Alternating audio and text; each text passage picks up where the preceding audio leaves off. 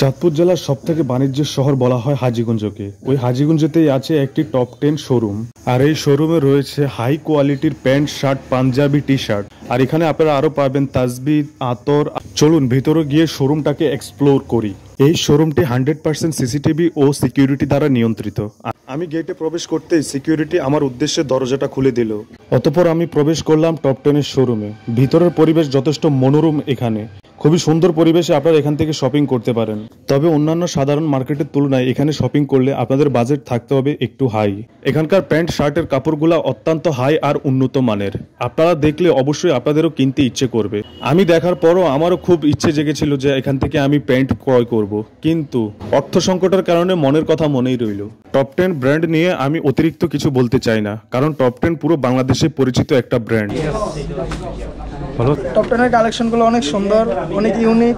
পছন্দ হয়েছে? প্রাইসও মোটামুটি রিজনেবল। কিরকম প্রাইস? কিরকম প্রাইস আছে মোটামুটি? এই পাঞ্জাবিটার প্রাইস কেমন? এই পাঞ্জাবিটার প্রাইস 2550।